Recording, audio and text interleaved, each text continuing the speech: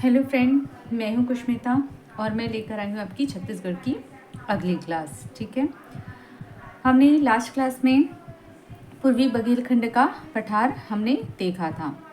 अब जो हमने पूर्वी बघेलखंड का पठार जो देखा था, इसमें एक पठार मेरा छूट गया था। ठीक है, एक पठार जो है मतलब एक पहाड़ी मेरी छूट गई थी, तो मेरी जो भी अगले पॉइंट थी इसी के अंतर्गत है। ठीक है, तो वो आप देख सकते हैं, जैसे कि कुदरगढ़, कुदरगढ़ कुदरगढ़ या सीता लेखनी की पहाड़ी।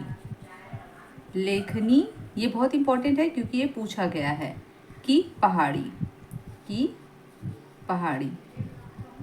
ठीक है, तो ये वाला मेरा पहाड़ी छूट गया था, कुदरगढ़ या सीता लेखनी की पहाड़ी। ठीक है, ये मैं थोड़ा सा बता देती हूँ, फिर हम आगे चलेंगे। अगर ये पूछेगा कि कहाँ पे है, तो आपको पता होगा कि ये मेरा मनिंदरगढ़, चिरमिरी, भरतपुर है, फिर मेरा कोरिया, फिर मेरा सूरजपुर है। यही आपको मिलेगा, कौन सा मिलेगा? कुदरगढ़ या सीता लेखनी की पहाड़ी। तो ये कहाँ स्थित है अगर बोलेगा, तो ये बलनारे ग्राम में है। कहाँ पे है? बलनारे ग्राम। जो कहाँ पड़ता है बोलेगा तो सूरजपुर में पड़ता है। ठीक है, सूरजपुर। ये छूट गया था इसलिए मैं यहीं पे बता दी हूँ। तो इस प्रकार मेरा पूर्वी बघेलखंड का पठार कंप्लीट हुआ है। ठीक है, अब हम चलते हैं हम आज अपनी अगली क्लास में। आज हम देखेंगे, तो हम तीसरा देखेंगे छत्तीसगढ़ का मैदान, मतलब महानदी बेसिन, जिसे हम छत्तीसगढ़ का मैदान कहते हैं। और ये कितने प्रतिशत क्षेत्रफल पर है? तो इसका क्षेत्रफल कितना है? 68,064 वर्ग किलोमीटर है। और ये जो महानदी बेसिन है वो हमारे, जो हमने प्राकृतिक प्रदेश को जो 4 भागों में बांटा है, उसमें सबसे बड़ा प्राकृतिक प्रदेश है। ठीक है, और यहाँ पे कौन से क्रम की चट्टानें पाई जाती है? तो कुड़प्पा क्रम की चट्टान पाई जाती है। और यहाँ पे जो ढाल है वो किस तरफ है? पूर्व की ओर है। किस तरफ है? पूर्व की ओर है। ठीक है, तो हम इतना तो देख लिए हैं। अब आगे हम 1 बाय 1 देखेंगे। पहले तो हम इस मैप को और इसमें कौन कौन सी पहाड़ियाँ या पठार पड़ते हैं वो हम इसको देखेंगे। तो इस मैप को अच्छे से देखते हैं। ठीक है, इस मैप को देखने से पहले हम थोड़ी सी मिट्टियाँ देख लेते हैं। जैसे कि हमने जसपुर सामरी पाट प्रदेश देखा था तो लेटराइट मिट्टी थी। यहाँ पे जब हमने पूर्वी बघेलखंड का पठार देखा था तो लाल पीली मिट्टी थी। अब हम मैदानी हिस्सा देख रहे हैं, तो यहाँ पे मिट्टियाँ कौन सी होगी? तो यहाँ पे मेरी मुख्य रूप से लाल पीली मिट्टी और काली मिट्टी पाई जाती है। ठीक है, तो देख लो, जो हमने पिछला पढ़ा है वही रिपीट होता है, तो हमें इसलिए स्टार्टिंग क्लास से देखते हुए चलना चाहिए। तो अब हम देखते हैं छत्तीसगढ़ का मैदान। ये मैंने छत्तीसगढ़ के मैदान का मैप ड्रॉ किया है, लेकिन मैंने कुछ भी लिखा नहीं है।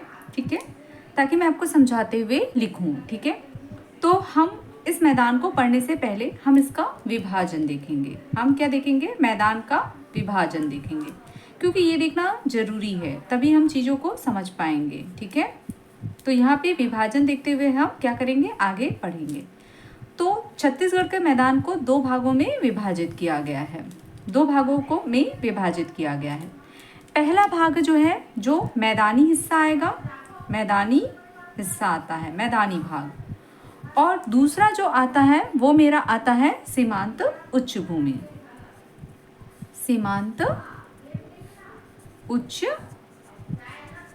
भूमि। ठीक है, आपको कोई भी डाउट रहता है तो आप कमेंट सेक्शन में कमेंट करके अपने डाउट पूछ सकते हैं। ठीक है, अब मैदानी हिस्से में कौन कौन सा आता है ये हम देखते हैं। तो मैं यहाँ पे नंबर भी डालते जा रही हूँ और यहाँ पे भी लिखते भी जा रही हूँ। ठीक है, मेरे ख्याल से अगर ये कलर नहीं दिख रहा होगा तो ये ब्लू आपको दिखेगी। ठीक है, तो ये मेरा पहला है, फर्स्ट मेरा है, यहाँ पे मैंने डाला है और मैं नाम यहाँ पे लिख देती हूँ। मैदानी हिस्से को हम पहले कंप्लीट कर रहे हैं कि मैदानी हिस्से के अंतर्गत कौन कौन से पठार या पहाड़ी या बेसिन आते हैं।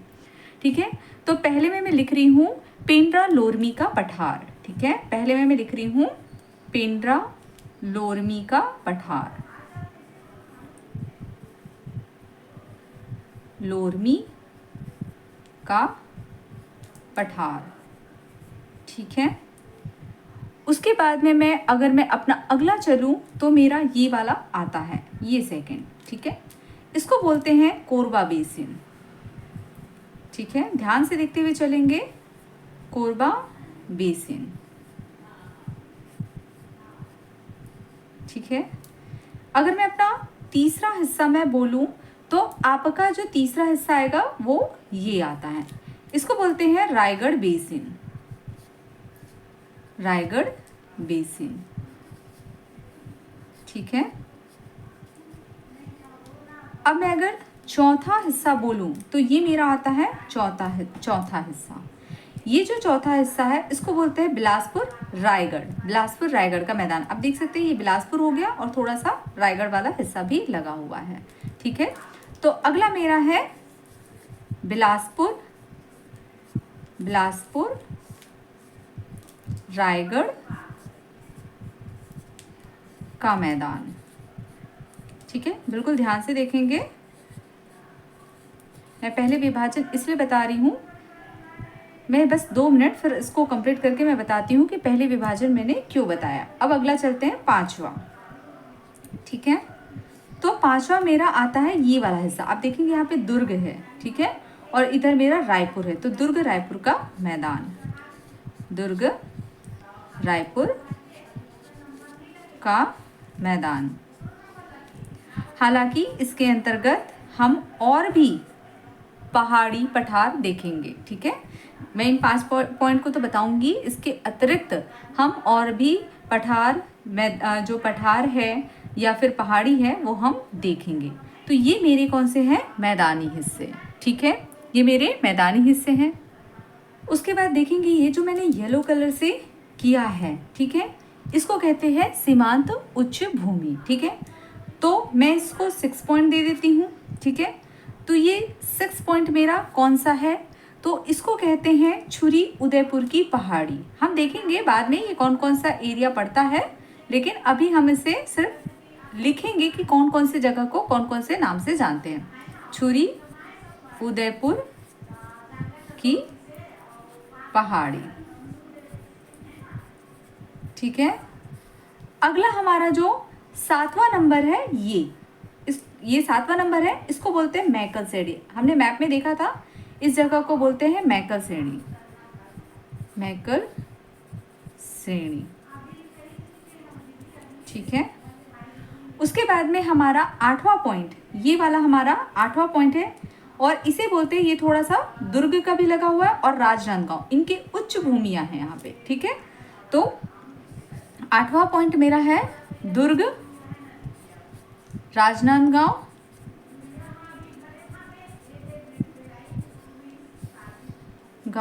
उच्च भूमि,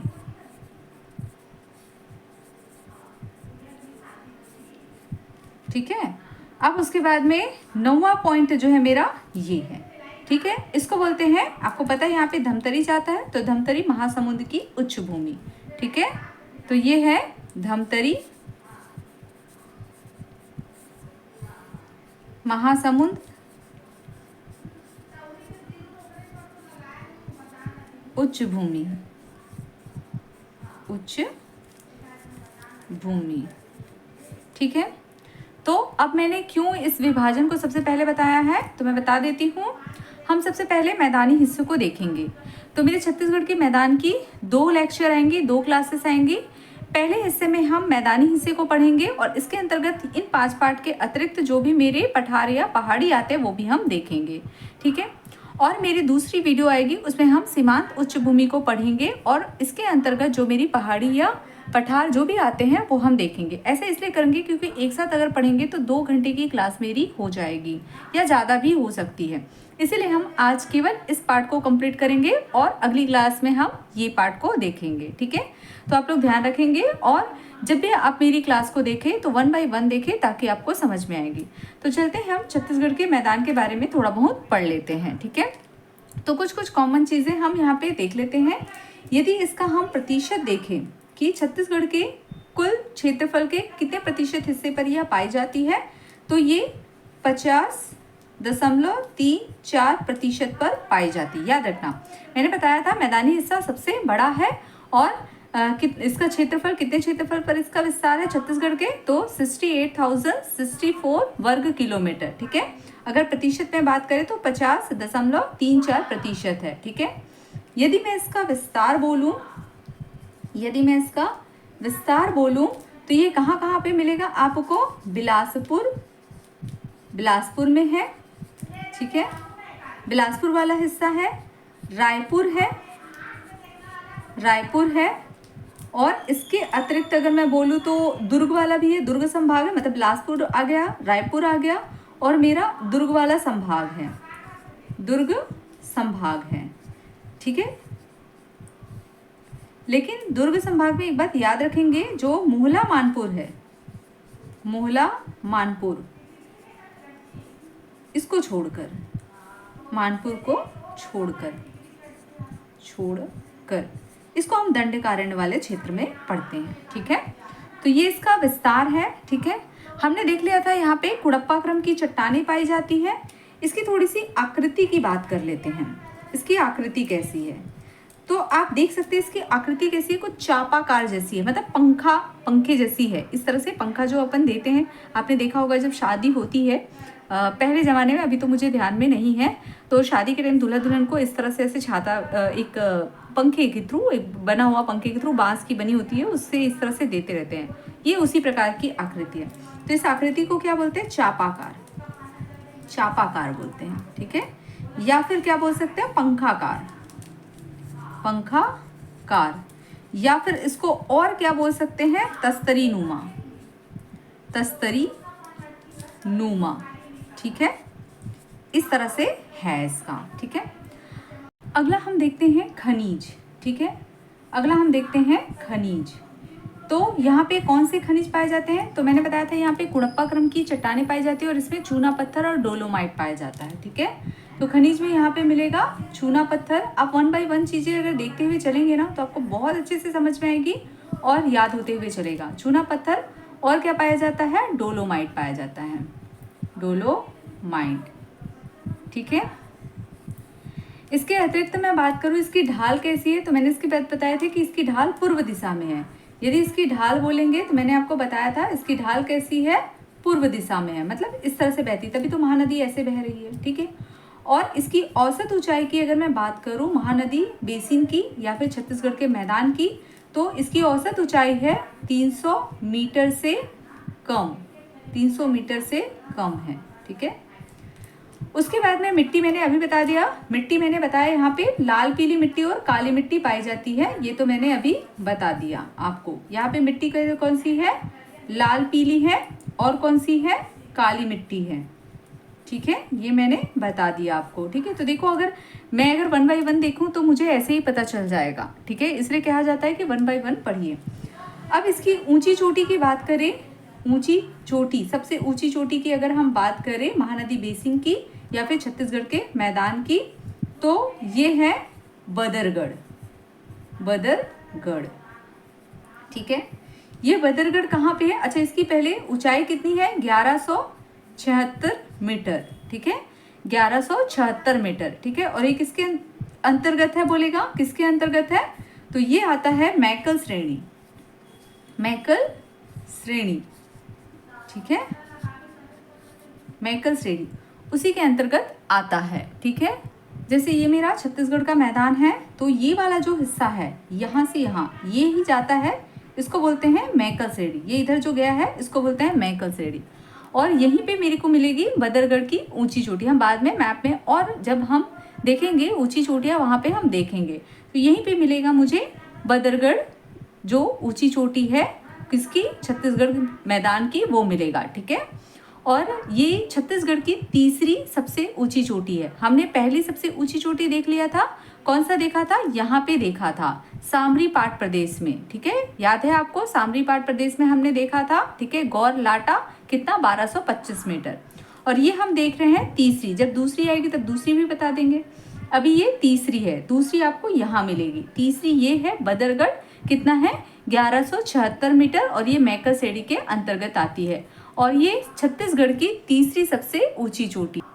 तो इसकी विशेष क्या बात है बदरगढ़ की, कि ये छत्तीसगढ़ की तीसरी सबसे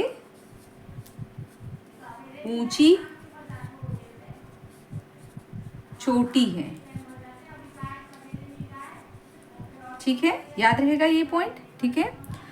उसके बाद में अगर हम अगला देख ले, इसका विस्तार बोले तो मध्य छत्तीसगढ़ में देखने को मिलेगा। ये तो हमने देख ही लिया था, विस्तार बोलेंगे तो इसका मध्य छत्तीसगढ़ में देखने को मिलेगा।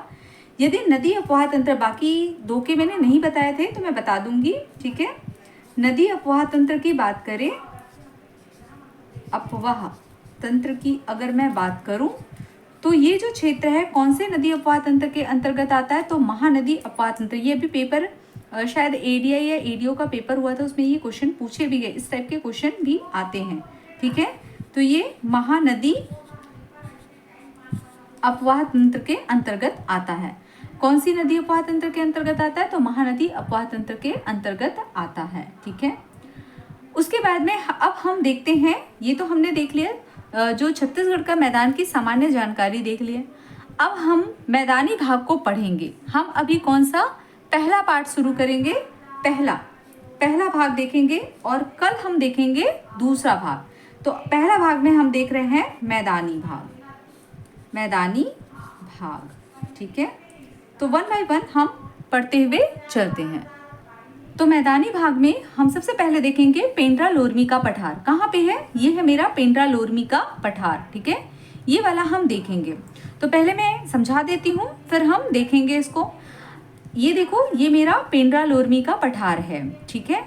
और यहाँ पे अगर आप बोलेंगे तो यहाँ पे मेरा कौन सा है, देखो यहाँ पे मेरा कौन सा एरिया है, तो ये मेरा जाता है, अगर मैं इसकी बात करूँ तो गौरेला पेंड्रा मारवाही जिला आता है, ठीक है। और ये कौन सा जिला आ जाता है, मुंगेली, क्योंकि लोरमी आ रहा है, पेंड्रा लोरमी कहाँ पे है, मुंगेली में है, ठीक है। तो यहाँ पे एक जिला कौन सा है, गौरेला पेंड्रा मारवाही, दूसरा मेरा मुंगेली जिला आया, तीसरा थोड़ा सा कोरबा वाला जिला भी लगा हुआ है, ठीक है। तो अगर इसके विस्तार की बात करूँ तो कौन सा आएगा, गौरेला पेंड्रा मारवाही, थोड़ा सा मेरा मुंगेली जिला आता है और थोड़ा सा मेरा कोरबा जिला आता है, ठीक है। इतना ठीक है। अब हम इसको आगे क्रम वाइज देखते हैं। और ये मेरा मैकल श्रेणी है, थोड़ा सा मैकल श्रेणी भी है यहाँ पे, है ना। मतलब यहाँ पे मैकल श्रेणी का भी थोड़ा सा विस्तार है, यहाँ पे जा रहा है मैकल श्रेणी, और यहाँ पे जो मुंगेली वाला क्षेत्र है उसमें मैकल श्रेणी भी आई हुई। तो ये मैकल श्रेणी भी आपकी इस क्षेत्र में भी पड़ता है, ठीक है। तो चलते हैं, अब वन बाय वन देखते हैं, ठीक है। तो हम पहला देखेंगे, फर्स्ट पॉइंट देखेंगे, पेंड्रा लोरमी का पठार, पेंड्रा लोरमी का पठार, ठीक है। ये हम किसके अंतर देख रहे हैं, मैदानी भाग के अंतर्गत। आज हम केवल मैदानी भाग देखेंगे। यदि मैं इसके विस्तार की बात करूं, विस्तार, तो मैंने बताया ये कहाँ पे विस्तार है, तो गौरेला पेंड्रा मारवाही ये जिला आ जाएगा। इसके अतिरिक्त आएगा मुंगेली आ जाएगा। इसके अतिरिक्त थोड़ा सा कोरबा वाला हिस्सा भी आ जाता है, ये जिला इसके अंतर्गत आते हैं, ठीक है। इसके अतिरिक्त मैंने अभी बताया कि ये जो भाग है यहाँ पे मैकल श्रेणी का भी विस्तार है, ठीक है। तो यहाँ मैकल श्रेणी का विस्तार है, ऐसे भी बोल सकते हैं, यहाँ मैकल श्रेणी, आपको अगर मैप याद होगा श्रेणी का विस्तार है, ठीक है। मैप याद होगा तो ये चीज़ें आपको अगर याद नहीं भी होगी तो भी आप मैप से सारा चीज़ें कनेक्ट कर सकते हैं, ठीक है। क्लियर है। प्रमुख चोटी देख लूँ मैं, प्रमुख चोटी, ठीक है, चोटी, ठीक है। प्रमुख चोटी बोलूँ तो यहाँ पे एक चोटी मेरी मिलती है, पलमा चोटी, ठीक है। ये मेरे को मिलता है गौरेला पेंड्रा मारवाही जिले में मिलेगा। अगर इसकी ऊंचाई बोलूं तो ये कितना है, 1080 मीटर। आपको ये याद रखना होगा। क्यों याद रखना होगा, क्योंकि ऐसे ही कुछ नाम दिए, जैसे चवर ढाल ये पूछा गया है, कोई भी नाम पूछ देता है, छुरी उदयपुर की पहाड़ी, ठीक है, ये पूछा हुआ है, और वो कहाँ पे है पूछता है, उस जगह को पूछता है, किसके अंतर्गत है पूछता है। तो आपको ये छोटे छोटे नाम याद रखने पड़ेंगे, ठीक है, कि ये चोटी जो है वो कहाँ पे आ रही है, तो पेंड्रा लोरमी के पठार में। जिला पूछेगा तो गौरेला पेंड्रा मारवाही में आती है, तो ये आपको याद रखना ही होगा, ठीक है। दूसरा अगर हम बोले, ये तो मेरा पहला था, पहला चोटी। दूसरी चोटी अगर मैं बोलूँ तो लाफागढ़ है, ठीक है, लाफागढ़। ये बोलेंगे तो कोरबा में है, और अगर इसकी ऊंचाई बोलेंगे तो 1048 मीटर है। अब देखो, अगर आप ऊंचाई छोड़ देंगे तो चल भी जाएगा, लेकिन कभी कभी एग्ज़ाम को कुछ नहीं कह सकते हैं, क्योंकि एग्ज़ाम में केवल सिलेबस मेंशन है। हम ये पूछेंगे वो पूछेंगे ऐसा मेंशन नहीं रहता, हमको सिलेबस पढ़ना होता है। तो उसका मूड बन गया, पेपर को थोड़ा टफ करना है तो ऐसा भी पूछ सकता है, ठीक है। और हम तीसरा देखें तो चंदेली पहाड़ है, ठीक है, चंदेली पहाड़ है, ठीक है। ये आपको लोरमी में मिलेगा, मुंगेली वाला हिस्सा, ठीक है। और इसका देखेंगे तो 821 मीटर है, ठीक है। तो ये कुछ चोटियाँ और पहाड़ है जो आपको कहाँ पे मिलेगी, पेंड्रा लोरमी के पठार में मिलेगी, ठीक है। अब हम इस क्षेत्र की दिशा बोलें, इस क्षेत्र की दिशा की बात करें, ठीक है, दिशा की बात करें तो ये कैसी है, मध्य पश्चिम है। इसकी दिशा कैसी है, मध्य पश्चिम। मध्य पश्चिम कहने का मतलब कैसा है, जैसे ये हो गया, ठीक है। तो ये मेरा हो गया पश्चिम हिस्सा, ये मेरा क्या हो गया, पश्चिम हिस्सा। इसके इस वाले भाग को बोलते हैं मध्य पश्चिम, इसके इस वाले भाग को क्या बोलते हैं, मध्य पश्चिम। तो इसकी दिशा कैसी है, मध्य पश्चिम है, ठीक है, क्लियर है। इसके बाद में इसमें कुछ और भी क्षेत्र अगर पढ़ना चाहेंगे तो यहाँ पे पेंड्रा है, जैसे मैंने बता दिया, लोरमी है, पंडरिया है, कटघोरा जो कोरबा वाला हिस्सा है, ये सब में इसमें आते हैं, ठीक है।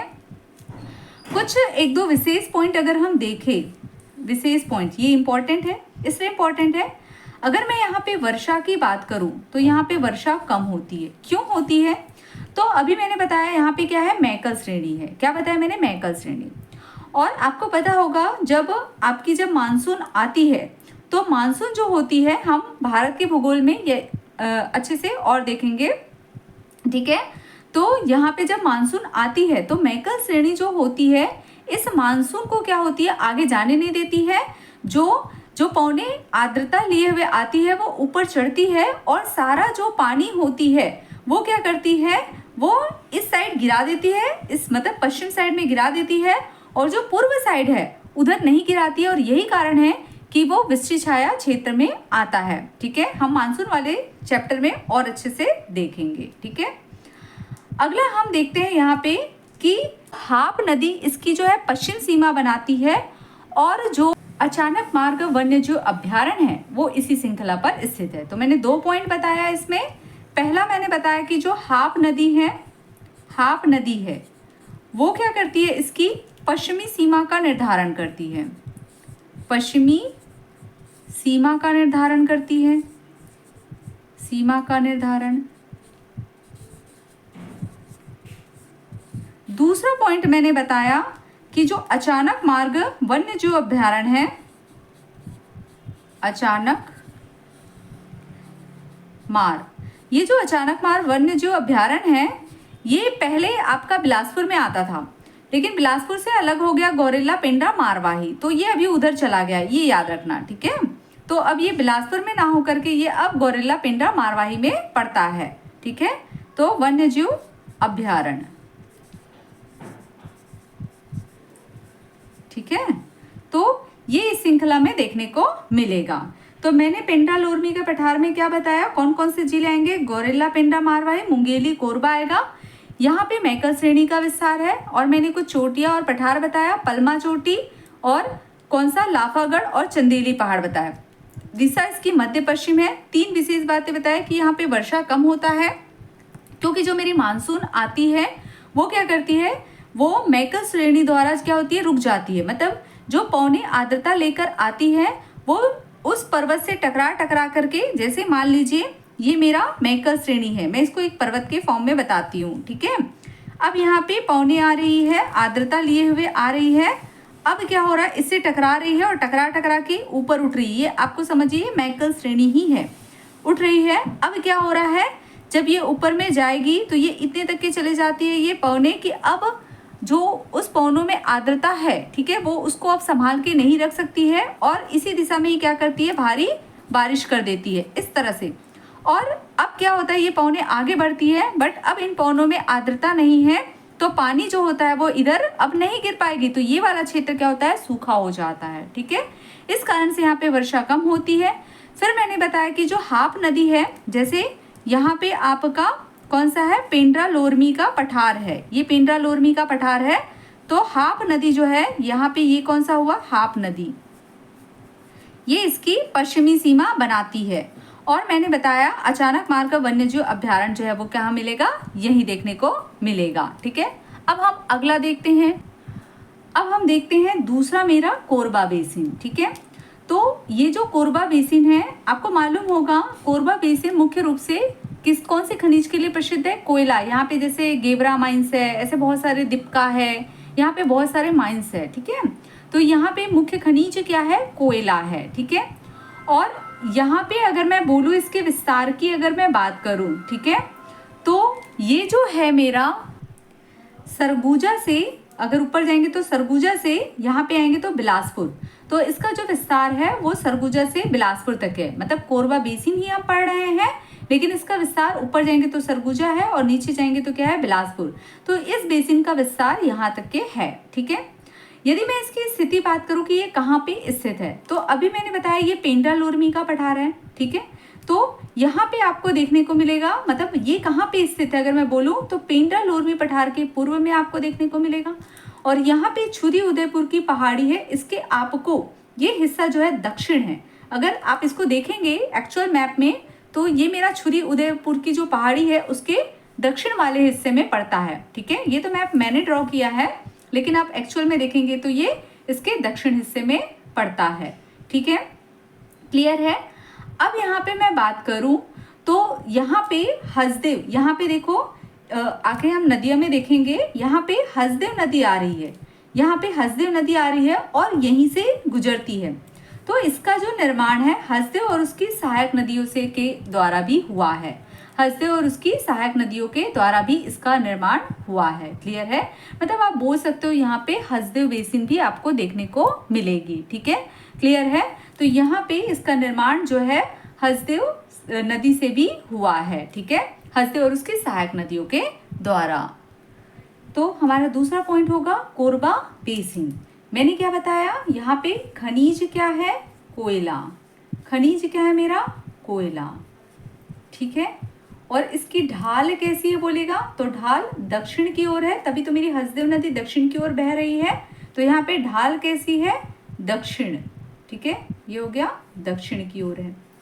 ठीक है, और यहाँ पे विस्तार मैंने बताया, इसका विस्तार जो है सरगुजा से कहाँ पे, बिलासपुर तक है। ठीक है, सरगुजा मतलब सरगुजा ऊपर है, फिर कोरबा तो है ही और बिलासपुर तक है। तो इसको कैसे पढ़ेंगे, सरगुजा से बिलासपुर तक, सरगुजा से बिलासपुर तक।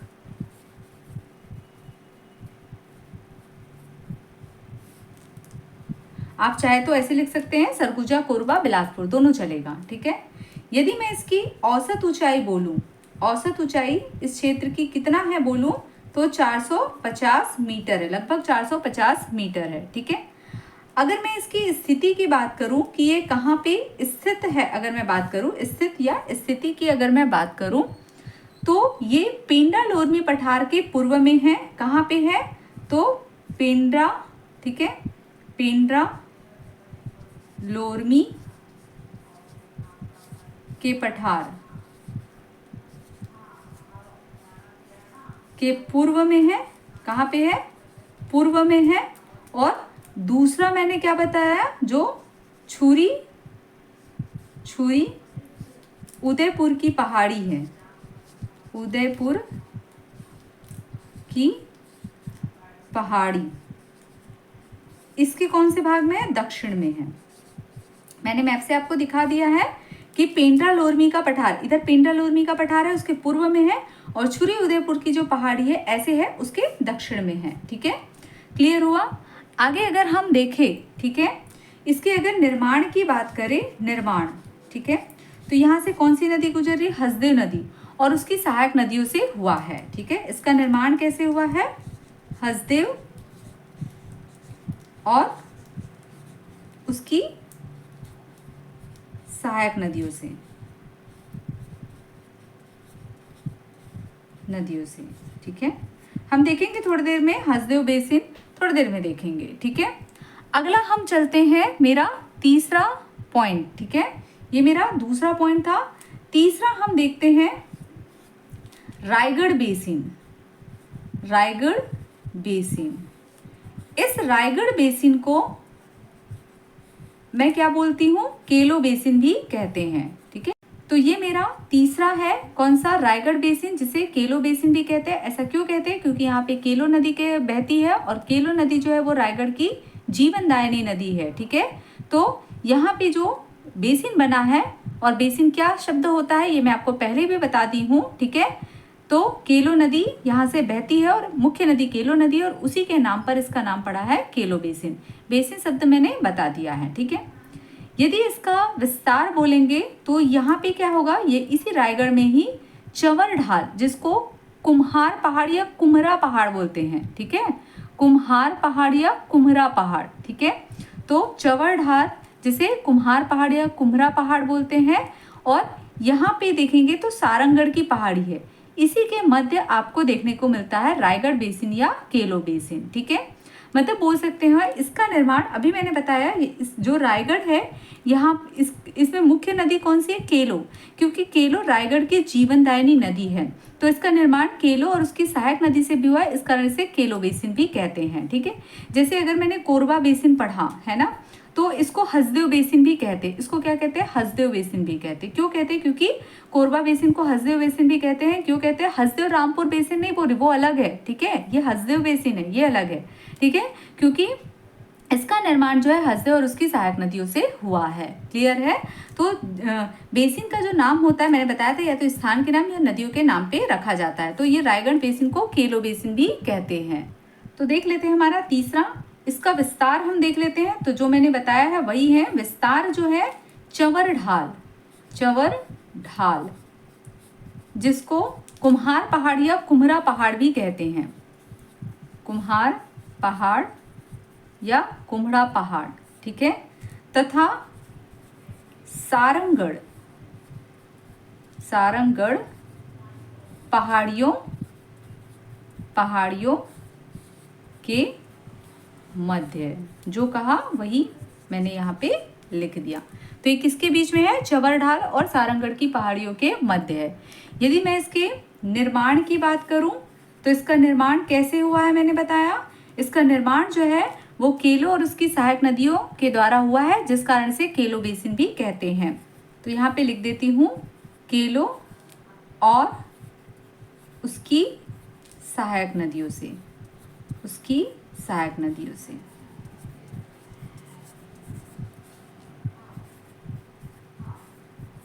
और मैंने आपको बताया था कि जो केलो नदी है, अभी बताया था केलो नदी जो है वो रायगढ़ की जीवनदायिनी नदी है। ये सारा चीज़ हम लिखेंगे, लेकिन नदी वाले चैप्टर में लिखेंगे। हमको जहाँ पे, अगर मैं यहाँ पे भी लिखूंगी वहाँ पे लिखूंगी तो चीज़ें बहुत बड़ी हो जाएगी। ठीक है, और आप जब नोट्स बनाएंगे तो बहुत सारा नोट्स बन जाएगा, फिर क्या पढ़े क्या, इसलिए यहाँ पे अभी हम जो पढ़ रहे हैं वो लिखेंगे, नदी वाले चीज़ में वहाँ पे लिखेंगे।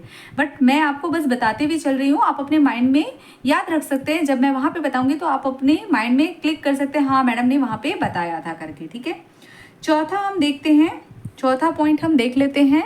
यहाँ पे देखेंगे तो बिलासपुर रायगढ़ का मैदान। ठीक है, तो हम देख लेते हैं पहले डायग्राम से, मतलब मैप में आ जाते हैं। तो ये मेरा चौथा है। ठीक है, हम 5 तक के पढ़ेंगे, बाकी ये तो ये जो पॉइंट है ये हम कल देखेंगे। ठीक है, तो ये वाला पॉइंट मेरा कौन सा है, बिलासपुर रायगढ़ का मैदान। यदि मैं विस्तार बोलूं तो देखो यहाँ पे थोड़ा सा मुंगेली वाला हिस्सा आएगा, बिलासपुर तो है ही, यहाँ पे आएंगे तो मेरा जांजगीर चांपा है और यहाँ पे शक्ति है और ये रायगढ़ वाला हिस्सा है। ठीक है, और यहाँ पे थोड़ा सा सारंगढ़ बिलाईगढ़ आता है। तो इसका विस्तार कहाँ पे हो गया, ये मुंगेली हो गया, ये बिलासपुर हो गया, ये जांजगीर चांपा, ये शक्ति हो गया, ये रायगढ़ और नीचे आपका सारंगढ़ बिलाईगढ़ हो गया। ठीक है, तो यहाँ पे विस्तार आपको मिलेगा। अगर इस क्षेत्र की जो बिलासपुर रायगढ़ का मैदान है ऊंची चोटी की बात करें यहाँ पे, तो यहाँ पे क्या है, दल्हा पहाड़। यहाँ पे अगर मैं ऊंची चोटी की बात करूं तो क्या देखने को मिलेगा आपको, दल्हा पहाड़, दल्हा, ये याद रखना। ठीक है, दलहा पहाड़। इसकी ऊंचाई अगर मैं बोलूँ तो 760 मीटर, 760 मीटर है। ठीक है, 760 मीटर है। मुख्य रूप से ये कहाँ पे है बोलेगा, ये जगह तो अकलतरा जांजगीर चांपा में है। ठीक है, तो हम देखते हैं चौथा, हम देख लेते हैं। ठीक है, तो हम चौथा देख लेते हैं। तो यहाँ पे हमने विस्तार देख लिया है। विस्तार कहाँ कहाँ पे देखा है हमने इसका विस्तार, तो इसका विस्तार देखा हमने मुंगेली, मुंगेली, बिलासपुर, बिलासपुर, उसके बाद में जांजगीर चांपा, मैं शॉर्ट में लिख देती हूँ, जांजगीर चांपा। उसके बाद में हमने देखा शक्ति, ठीक है, और उसके बाद में हमने देखा रायगढ़,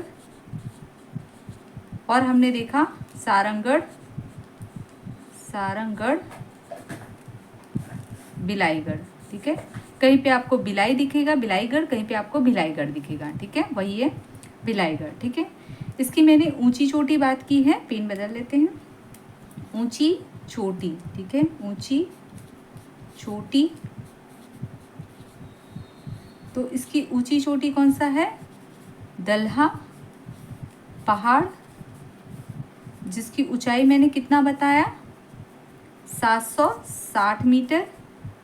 और ये कहाँ पे है बोलेगा, तो ये आपको मिलेगा अकलतरा, जो कि कहाँ पे पड़ता है, जांजगीर चांपा में पड़ता है। ठीक है, जांजगीर चांपा में आता है।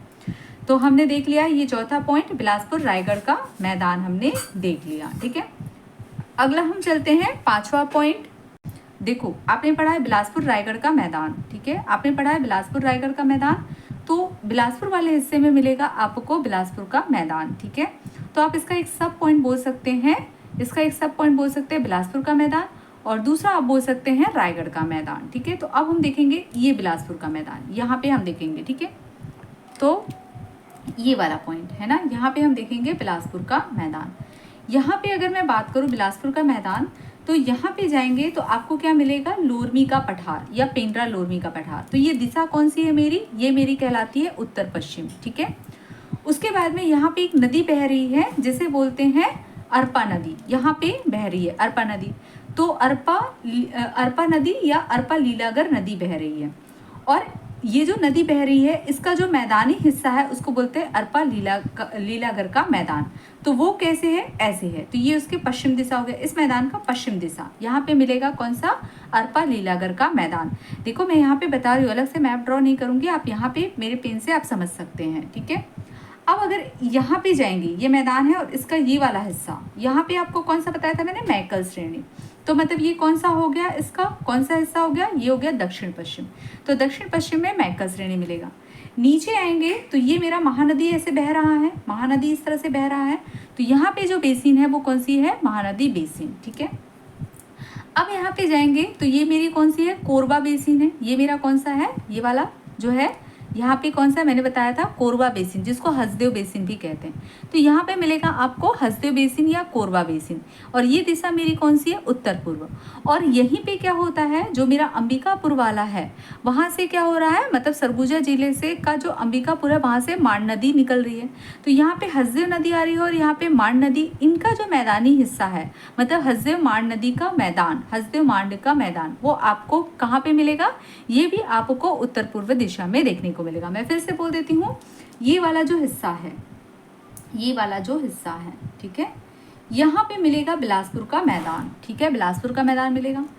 इसके आपको कौन सा, ये कौन सा दिशा हो गया, ये दिशा कहलाता है आपका उत्तर पश्चिम। यहाँ पे लोरमी का पठार मिलेगा। यहाँ पे जो नदी बह रही है कौन सी, अरपा लीलागर नदी, उसका जो मैदानी हिस्सा है वो आपको कहाँ पे मिलेगा, ये पश्चिम में। तो इसके पश्चिम में कौन सा, अरपा लीलागर का मैदान। फिर यहाँ पे आएंगे तो ये आपका कहलाता है दक्षिण पश्चिम। तो इस मैदान के दक्षिण पश्चिम में आपको मिलेगा मैकल श्रेणी। ठीक है, फिर अगर इस तरह से आएंगे तो ये कहलाता है दक्षिण हिस्सा। तो इस दक्षिण हिस्से में यहाँ पे कौन सा मिलेगा, महानदी बेसिन। ठीक है, फिर उसके बाद में अगर आप यहाँ पे आएंगे तो यहाँ पे आपका कौन सा है, मैंने आपको बताया यहाँ पे हसदेव नदी बह रही है, तो यहाँ पे मिलेगा हसदेव बेसिन। और यहाँ पे क्या हो रहा है, हसदेव नदी भी बह रही है और यहाँ से अंबिकापुर से मांड नदी आ रही है, दोनों का यहाँ पे मैदान बन रहा है जिसको बोलते हैं हसदेव मांड नदी का मैदान। ठीक है, तो मैं आपको मैप से थोड़ा सा लिख के भी बता देती हूँ। तो हम देख लेते हैं एक सब पॉइंट, बिलासपुर का मैदान। ठीक है, तो ये है मेरा बिलासपुर का मैदान। ठीक है, जैसा मैंने बताया था कि ये वाला हिस्सा आपका कौन सा कहला जाएगा, ये वाला जो है, ठीक है, बिलासपुर का मैदान का ये हिस्सा आपका कहला जाएगा उत्तर पश्चिम। और उत्तर पश्चिम में आपको देखने को मिलेगा लोरमी का पठार, यहाँ पे लिखना चाहो तो लिख सकते हो उत्तर पश्चिम, ये आपका कहला जाएगा पश्चिम। ठीक है, ये आपका कौन सा कहला जाएगा, आपका कौन सा कहला जाएगा, ये आपका दक्षिण पश्चिम। ठीक है, तो ये दक्षिण पश्चिम हो गया, ये आपका दक्षिण हो गया और ये आपका कहला जाएगा उत्तर पूर्व।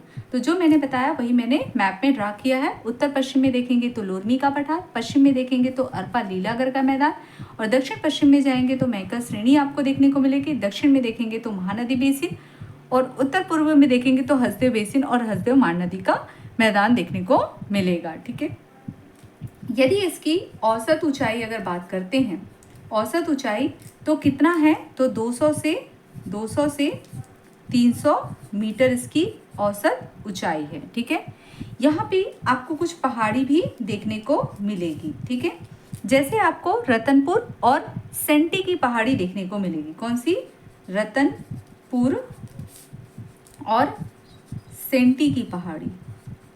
ठीक है, सेंटी की पहाड़ी ये आपको देखने को मिलेगा। ठीक है, यहाँ पे अगर मैं नदी की बात करूँ, यहाँ पे कौन कौन सी नदी प्रवाहित होती है, तो यहाँ पे अरपा नदी प्रवाहित होती है, आगर नदी प्रवाहित होती है, मनियारी नदी प्रवाहित होती है, लीलागढ़ नदी प्रवाहित होती है, तभी तो अरपा लीलागढ़ का मैदान बनाती है। ठीक है, तो यहाँ पे आपको अरपा नदी देखने को मिलेगा। ठीक है, आगर नदी देखने को मिलेगा, आगर नदी देखने को मिलेगा, मनियारी नदी देखने को मिलेगा। ठीक है, और कौन सा देखने को मिलेगा, तो लीलागढ़ नदी देखने को मिलेगा। ठीक है, तो इस प्रकार ये बिलासपुर का मैदान देख लिया। अब रायगढ़ के मैदान में तो कुछ है ही नहीं, जो आपने बिलासपुर रायगढ़ का मैदान देखा बस उतना ही है। ठीक है, अब हम अगला चलते हैं। तो मेरा अगला पॉइंट होगा, मेरा अगला जो है मेरा बी। ठीक है, ये देखेंगे हम हसदो मांड बेसिन। ठीक है, इस बेसिन को चवर ढाल भी कहते हैं, चवर ढाल। ठीक है, चवर ढाल भी कहते हैं, चवर ढाल। ठीक है, चवर ढाल भी कहते हैं। अब मैंने तीसरा पॉइंट पढ़ाया था आपको रायगढ़ बेसिन, याद करिए, अभी मैंने पढ़ाया है तीसरा पॉइंट, ये देख सकते हैं। इसमें मैंने विस्तार क्या बताया था, चवर ढाल और सारंगढ़ पहाड़ी के मध्य है बताया था। तो इस चवर ढाल को ही हम क्या बोल रहे हैं, हसदो मांड बेसिन। हसदो या हसदेव एक ही है। ठीक है, तो इसको अब हम देखते हैं, चलते हैं आगे। ठीक है, तो ये जो चवर ढाल की अगर मैं स्थिति बात करूं, ठीक है, स्थिति मतलब इसके लोकेशन की मैं अगर बात करती हूँ कि ये कहाँ पे है, तो आप देख सकते हो ये मेरा छत्तीसगढ़ का मैदान है। तो छत्तीसगढ़ बेसिन के ये उत्तर पूर्व वाले भाग में देखने को मिलेगा। ठीक है, और अगर बोलूँ भाग में, ये जो उत्तर पूर्व भाग में जो मतलब छत्तीसगढ़ के मैदान के उत्तर पूर्व भाग में, यहाँ पे मेरी इधर से मेरी हसदेव नदी आ रही है और इधर से मेरी मांड नदी आ रही है, उसका जो मध्य वाला जो भाग है, ठीक है, मैं फिर से बोलती हूँ, ये छत्तीसगढ़ बेसिन है। ठीक है, इसके उत्तर पूर्व भाग में यहाँ से मेरी हसदेव नदी आ रही है, यहाँ से मेरी मांड नदी आ रही है और इसके मध्य वाला जो भाग है उसी को बोलते हैं हसदेव मांड बेसिन। ठीक है, आप यहाँ से जो मैंने बताया वहाँ से समझ सकते हैं। ठीक है, तो इसकी स्थिति कैसी हो जाएगी, छत्तीसगढ़ बेसिन। ठीक है, छत्तीसगढ़ बेसिन के उत्तर पूर्व भाग में, ठीक है, हसदो या हसदेव व मांड नदी के मध्य का क्षेत्र। ठीक है, याद रहेगा। ये जैसे ये मैप से मैं आपको दिखा देती हूँ, मैं मैप इसलिए बताती हूँ ताकि जो मैं पढ़ा रही हूँ वो आपको समझ में आए। ठीक है, जैसे ये छत्तीसगढ़ बेसिन है, ठीक है, तो यहाँ से मेरी हसदेव नदी आ रही है, कोरबा वाले क्षेत्र से होते हुए आ रही है, यहाँ से मेरी हसदेव नदी आ रही है। और यहाँ पे जो मेरा सरगुजा है, इसके अंबिकापुर से मेरी मांड नदी आ रही है। इन दोनों के बीच का ये जो क्षेत्र है, ये जो इन दोनों के बीच का जो क्षेत्र है, यहाँ से मेरी हसदेव नदी आ रही है और यहाँ से मेरी जो मांड नदी आ रही है, इन दोनों के जो बीच का जो क्षेत्र है, इसको बोल रहे हैं हसदेव मांड बेसिन। ठीक है, याद रहेगा। तो चलते हैं हम आगे। अब अगर हम विस्तार की बात करें, विस्तार, तो इसका विस्तार कहाँ पे है? तो कोरबा में है, क्योंकि हसदेव नदी कोरबा नदी से होते हुए बह रही है। ठीक है, जांजगीर चांपा में है, जांजगीर चांपा में है, उसके बाद में शक्ति में भी है, और देख सकते हैं रायगढ़ में है, रायगढ़। ठीक है, यहाँ पे आपको मिलेगा। कुछ विशेष पॉइंट भी देख लेते हैं, कुछ विशेष पॉइंट भी देख लेते हैं। क्या है विशेष पॉइंट? ठीक है, तो इसके विस्तार को चवर ढाल के नाम से जाना जाता है। ये मैंने आपको पहले ही बता दिया, तो मैं अलग से नहीं लिखती हूँ। ठीक है, पहला विशेष पॉइंट क्या है कि इसके विस्तार को चवर ढाल के नाम से जाना जाता है। और दूसरा, ये जो चवर ढाल है, चवर ढाल, ठीक है, ये जो चवर ढाल पहाड़ी है, इसी क्षेत्र में सिघनपुर की गुफा है। ठीक है, चवर ढाल पहाड़ी, ठीक है, क्षेत्र में सिंघनपुर की गुफा है। ये गुफा बहुत इंपॉर्टेंट है। क्यों इंपॉर्टेंट है, ये हम छत्तीसगढ़ का इतिहास में देखेंगे। ठीक है, यहाँ पे कई शैल चित्र मिले हैं। ठीक है, तो चवर ढाल की पहला मैंने पॉइंट क्या बताया कि इसके विस्तार को चवर ढाल की पहाड़ी कहते हैं, और इस चवर ढाल की पहाड़ी में आपको सिघनपुर की गुफा देखने को मिलती है। ठीक है, अगर मैं बोलूँ जो रायगढ़ जिले का जो मैदान है, ठीक है, रायगढ़ जिले का, अब यहाँ पे जो रायगढ़ नाम आया है, तो मैं बस इसका ही बता रही हूँ। यदि मैं इस रायगढ़ जिले के मैदान की ऊंचाई बोलूँ तो लगभग कितनी है? 230 है, 230 मीटर है। मैं ऐसा क्यों बता रही हूँ? क्योंकि ये मैंने अभी बिलासपुर रायगढ़ के मैदान में नहीं बताया, तो ये मुझे याद है, इसलिए मैं आपको बता रही हूँ कि इसकी ऊंचाई कितनी है? 230 मीटर है। अगला हम देखते हैं हमारा पांचवा देखते हैं हमारा दुर्ग रायपुर का मैदान, रायपुर का मैदान। ये हमारा क्या है? आज का लास्ट टॉपिक है। ठीक है, अब दुर्ग रायपुर का मैदान अगर मैं बोलूँ तो देख सकते हैं, ये वाला पांचवा पॉइंट मेरा दुर्ग रायपुर का मैदान है। अब यहाँ इसका विस्तार कहाँ पे है? तो ये मेरा राजनांदगांव है। तो इस राजनांदगांव के पूर्वी भाग, तो पूर्वी राजनांदगांव इस क्षेत्र में आएगा। ये देखो, ये मेरा राजनांदगांव है और ये वाला भाग क्या है? पूर्वी है। तो पूर्वी राजनांदगांव में इसका फैलाव है। यहाँ पे दुर्ग और बेमेतरा में आएगा, बालोद में भी आएगा, रायपुर में भी आएगा, और थोड़ा सा बलौदा बाजार वाला भी हिस्सा आएगा। ये धमतरी का उत्तर वाला भाग में आएगा। वो भी कौन सा? धमतरी के उत्तर में जो कुरूद तहसील है, ठीक है, वो वाला हिस्सा यहाँ पे आएगा। ठीक है, इसका अन्य नाम बोले तो शिवनाथ महानदी दोआब क्षेत्र भी बोलते हैं इसको। अन्य नाम बोलेंगे तो क्या बोलेंगे? शिवनाथ महानदी दोआब क्षेत्र भी बोलते हैं। तो देख लेते हैं इसे। यदि विस्तार की बात करूं, विस्तार की मैं बात करूं तो कहाँ कहाँ पे है? पूर्वी राजनांदगांव, राजनांदगांव को मैं RJN लिख लेती हूँ। दुर्ग में है, बेमेतरा में है, बालोद में है, रायपुर में है, बलौदा बाजार में है, और कुरूद तहसील ये कहाँ पे है? तो उत्तर धमतरी में है। ठीक है, याद रहेगा। इसका थोड़ा हिस्सा बचा हुआ है तो मैं यहाँ पे देख लेती हूँ। अगर मैं इसका अन्य नाम बोलूँ, अन्य नाम, ठीक है, जो पांचवा वाला पॉइंट है उसका अन्य नाम बोलूँ तो मैंने अभी बताया कौन सा है? शिवनाथ महानदी बेसिन, महानदी दोआब क्षेत्र, दोआब क्षेत्र। ठीक है, अब हम देख लेते हैं थोड़ा सा इसका एक सब पॉइंट देख लेते हैं। ठीक है, ये है शिवनाथ पार का मैदान। एक सब पॉइंट देख लेते हैं, शिवनाथ पार का मैदान। ठीक है, शिवनाथ पार का मैदान। अब अगर आप देखेंगे तो यहाँ से शिवनाथ नदी बह रही है। यहाँ से कौन सी नदी बह रही है? शिवनाथ नदी बह रही है। ठीक है, मतलब आप बोल सकते हो छत्तीसगढ़ के मैदान का जो पश्चिम भाग है, ये छत्तीसगढ़ का मैदान है, इसका जो पश्चिम भाग है वो कौन सा है? शिवनाथ पार का मैदान है, क्योंकि यहाँ पे शिवनाथ नदी बह रही है और यहीं पे जो मैदान बन रहा है उसको बोलते हैं शिवनाथ पार का मैदान।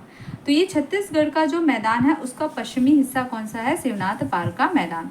यदि इसका विस्तार बोलेंगे तो राजनांदगांव, ये वाला राजनांदगांव है, ये खैरागढ़ छुई खदान है और ये मोहला मानपुर अंबागढ़ चौकी है। ठीक है, क्लियर हुआ? यहाँ पे आपको देखने को मिलेगा। ठीक है, तो शिवनाथ पार का मैदान अगर मैं बोलूँ तो ये कहाँ पे, ये क्या कर रही है? मैं पेन बदल लेती हूँ।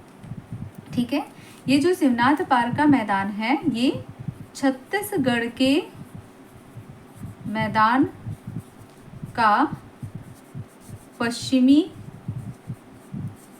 भाग है, याद रहेगा। और अगर मैं इसका विस्तार बोलूं, विस्तार, तो ये कहाँ पे है? राजनांदगांव। राजनांदगांव को मैं RJN लिख लेती हूँ और खैरागढ़ छुई खदान और कौन सा है? गंडई है। इसके अलावा मेरा मोहला मानपुर अंबागढ़ चौकी है। ठीक है, मोहला मानपुर अंबागढ़ चौकी, इतनी जगह पे इसका फैलाव देखने को मिलेगा। ठीक है, तो यहाँ पे हम जो है जो छत्तीसगढ़ के मैदान को दो भागों में बांटा था उसमें एक भाग मैदानी भाग को हमने कंप्लीट कर लिया है। अब हम देखेंगे सीमांत उच्च भूमि, इसके लिए हम कल की क्लास में देखेंगे। अगर एक साथ बनाऊंगी तो क्लास मेरी क्या हो जाएगी? बहुत ज़्यादा लंबी हो जाएगी। ठीक है, तो हमने आज की क्लास में क्या क्या देखा वो थोड़ा सा देख लेते हैं। तो हमने यहाँ पे कौन सा देखा? पेंड्रा लोरमी का पठार देखा, उसके बाद में कोरबा बेसिन देखा, उसके बाद में रायगढ़ बेसिन देखा, फिर चौथा हमने देखा बिलासपुर रायगढ़ का मैदान और पांचवा हमने दुर्ग रायपुर का मैदान देखा। लेकिन जो बिलासपुर रायगढ़ का मैदान है इसी में हमने दो सब पॉइंट पढ़े हैं। एक तो हमने ये देखा है बिलासपुर का मैदान और एक हमने यहाँ पे देखा है इस वाले पॉइंट में, ये वाला पॉइंट होगा मेरा हसदेव मांड का मैदान या हसदेव मांड बेसिन। ठीक है, वो यहाँ पे देखने को मिलेगा इस वाले पॉइंट में। ठीक है, अगर मैं करूँ तो यहाँ पे इस वाले पॉइंट में, ठीक है, हमको देखने को मिला है। मतलब ये केवल इतना ही हिस्सा नहीं है, ये बेसिन जितना बड़ा है वो हमने देखा है। ठीक है, तो ये हमने देख लिया।